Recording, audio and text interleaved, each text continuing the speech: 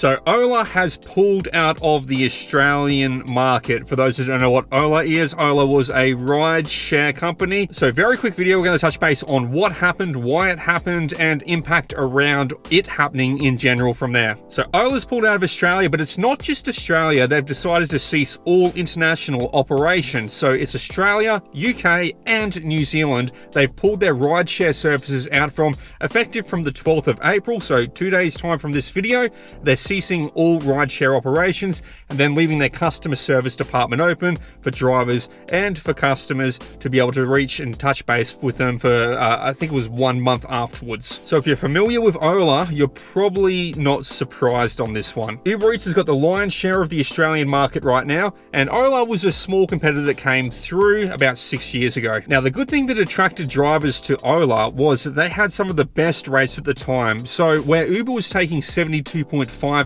Ola was giving 85% plus bonuses. So this means that the company was taking a smaller cut themselves and giving the lion's share across to the drivers. Now, Ola was doing very well across their first couple of years of operation within Australia, but then as time went on, it started to slow down. And once again, it's no surprise that they did close down because there's just not that many customers using Ola. They're all gravitating towards Uber and the other competitor, DiDi, in the market. I talked to a couple of rideshare drivers and they said, yeah, sure, maybe I'll get 1 or 2 Ola offers a week, but the majority is coming through from Uber Eats and then the rest I'm picking up from DiDi. And guys, DiDi's not Doordash, that's DiDi, which is a Chinese-based rideshare company. So poor performing business aside in the international operations for Ola, what's going on? Why have they decided now to make this pull out of the Australian market and the UK market and the NZ market? Well, guys, we can rule out legislation changes. So legislation is changing for gig work in Australia, but it also happens in New Zealand and also UK at the same time.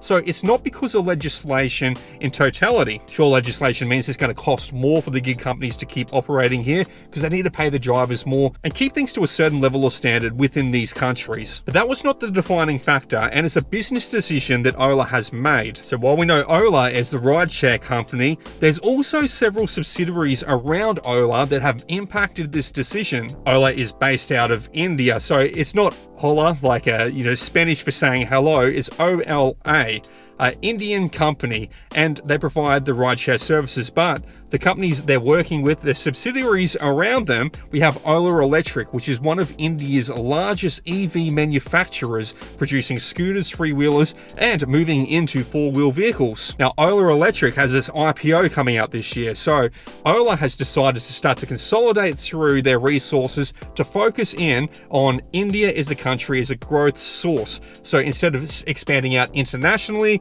across Australia, the UK, and New Zealand, they're focusing back in their resourcing to India, where there's a huge growth potential in the Indian market, especially with EV vehicles. Now that we understand that Ola Electric exists and they're consolidating in to focus on the IPO for Ola Electric, let's have a look at the other subsidiary tied in with Ola, and that's Crutrum, which is an AI company. Crutrum's focus is a large language model, kind of like ChatGPT, except it's focused in on India and with Indian culture and the heart of India at focus for it. Now, Crutrum just went through a series raise and just had a further $50 million invested into it, making it the first AI company in India to reach a $1 billion valuation. So guys, let's zoom back out, high level it. So we have Ola retreating back to focus in on growth in India. They have an IPO coming out on Ola Electric, and they've just reached a $1 billion valuation on their AI technology. So guys, it doesn't take too much to draw that little triangle of rideshare,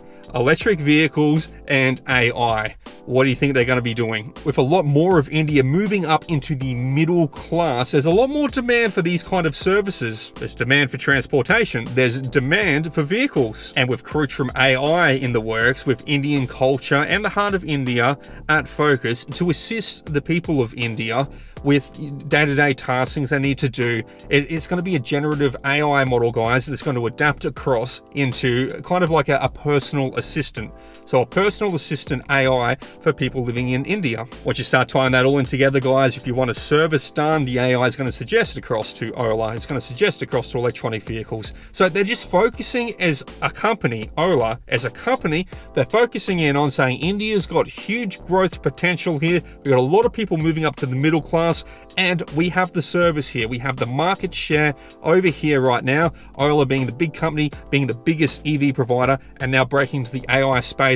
They're just pulling it all back onshore for themselves. So now when we focus back on the Australian market, we've just lost a competitor. So OLA's leaving the market. That means there's less rideshare companies, which means there's more market consolidation. So customers who are using OLA will move across to the other competitors such as DD and Uber. Now guys, I understand that some people have lost their gigs from this. Some OLA drivers have lost their work from this, but being realistic on this, most OLA drivers are multi-apping. They're on DD as well. Sure, some of them can't get onto Uber Eats, or they've been kicked off Uber Eats, which has made them go across and start working for OLA.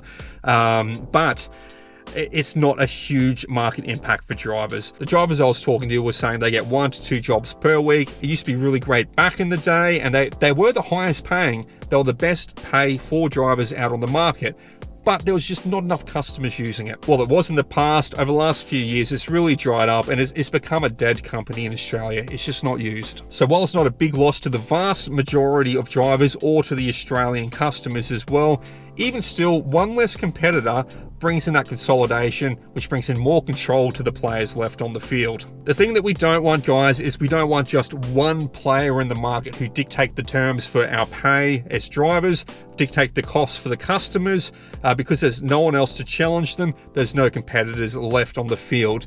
We don't want a single player in the market. Competition is good because it lowers the prices for customers and it raises the pay for drivers. It keeps it competitive.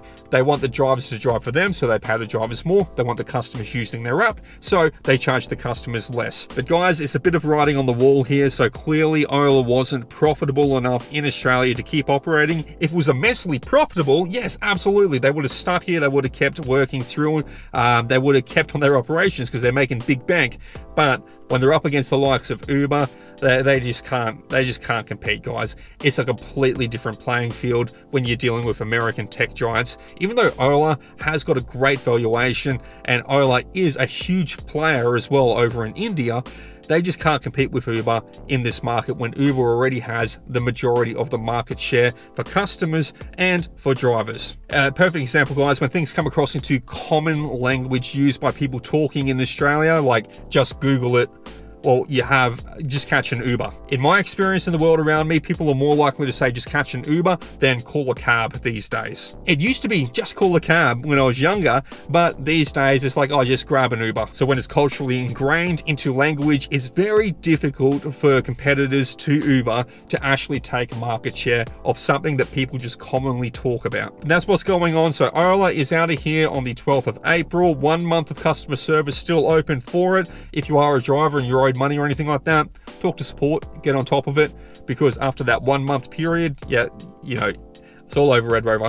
But anyway, guys, that's all for today. Hopefully I've shed some light on what's happened and why it's happened. And until next time, take it easy. If you have been impacted by this, I would strongly suggest signing up to another application.